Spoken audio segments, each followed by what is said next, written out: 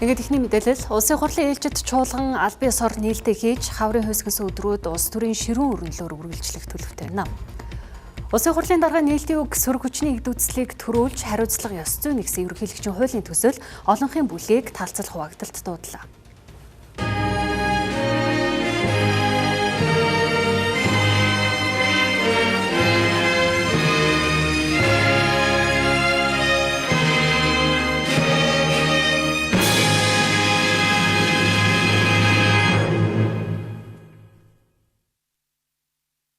Улсын их хурлын эрхэм гишүүдээ улсын их хурлын бүрэн эрхийн хугацаа талдаа орсон дэлхийн дахны хурцтмал байдал төрийн хүнд сурталаас иргэн хувийн хвшлийг чөлөөлөх шаардлага авилгын эсрэг бодлого үйл ажиллагаанд бодиттой өөрчлөлт гаргах эдийн засгийн өсөлтийг өрхийн хаалгаар оруулах зорилгодоо тууштай байж үндэсний эрх ашигаа эрхэмлэн мэргэжлийн мэтгэлцээ өрнүүлж олон ургалж үзлийг уралдуулан өндөр хариуцлагатай ажиллахыг та бүхнээс хүсье.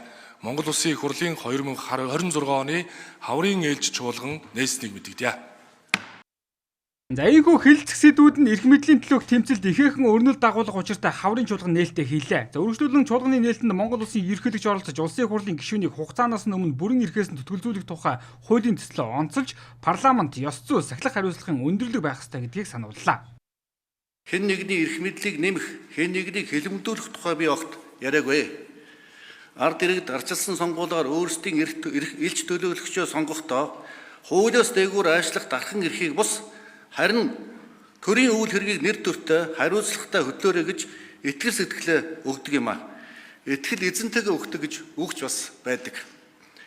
Парламентын даргалаа гэдэг нь хуулийн хамгаалтаас илүү ард түмнийхээ итгэл сэтгэл дээр оршдог гэдгийг явахт санаж явах учиртай. Гэтэл энэ их итгэл сэтгэлийг омартан иргэд сонсогчдийнхоо дургүйцлийг дэврэгэх нь парламентыг дотроос нь нураах хамгийн том аюул гэдгийг санаж явах хэрэгтэй. Хэрвээ та ард түмнийхээ итгэл сэтгэлийг дааж байгаа бол энэ хууль таныг хамгаалнаа. Үүнээс айх хэрэг огт байхгүй. Харин төрийн нэр хүндийг шавхартаа худгаж түмэн улсынхаа итгэл найдварыг хөсөрдүүлж байгаа бол ард түмний шүүлтээс та бас ангид байж чадахгүй гэдгээ мэдэх ёстой. За улсын хурлын гишүүдийн зүгээс ч ерөнхийлөгчийн өргөн барьсан хуулийн төслийг дэмжиж байгаа илэрхийлж байна. Гэхдээ ёс зүйн дүрслэл гэдгийг тодорхойлох улсын хурлын гишүүдийн босхийг өндөрсөх шаардлагатай гэдгийг онцоллоо.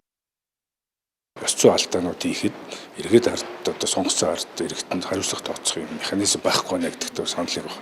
Гэхдээ энийг хуулийн төсөл хэлэлцүүлэхдээ нэг олон нийтээр хэлэлцүүлэх гэж нэг шат байгаа шүү дээ. Эхлээд энэ олон нийтийн дэмжлэгээ хэлэлцүүлгээр авч ирэх юм бол парламент бол тэр дөрвөө гишүүд бол өөрөөгөө хамгаалаад аваад үлдээх тийм бол байхгүй шүү дээ. Их хурлын гишүүний тавигдах шаардлага байх ёстой болж ирж байна. Тэр нь юу гэхээр энэ бол зөвхөн миний л бодол шүү. Тэр нь юу гэхээр зэрэг ядаж одоо хүн төлөөсөн туршлагатай буюу сум, дүүрэг, аймаг, нийслэлийн төлөөлөгчөөр ядад нэг сонгогдсон байвал арай өөр бах.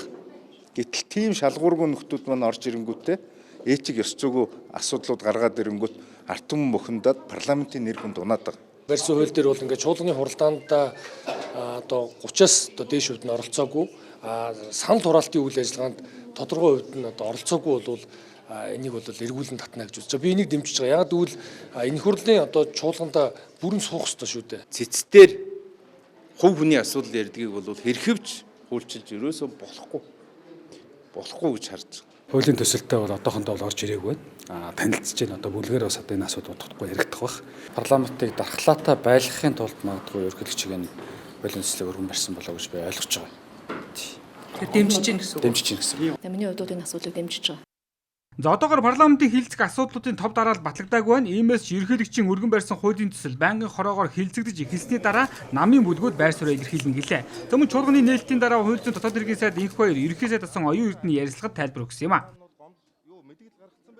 Энэ өөрийнхөө ярьсныг нотолж чадахгүй, энэ өөрөө гүтгэлэг гэдгээ мэдж байгаа этгээд байхгүй юу?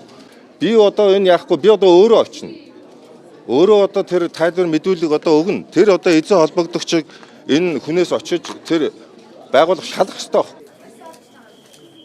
За улсын хурлын хаврын ээлж чуулганаар татварын багц хууль нийгмийн дадлалын шинжилтүүд хэлэлцэгдэхээр товлогдсон. Гэхдээ эдгээрээс өөртөж улсын хурлын тухай хууль нэмэлт өөрчлөлт оруулах хуулийн төсөл гол сэдэв болоод байна. За түүнчлэн одоогийн бүлэг доторх хагарал хүрээгээ тэлж намын хуваагдалд хүргэх үү эсвэл илүү нэгтарч нийлэх үү гэдгийн хариулт энэ хаврын чуулганд халагдаж байна.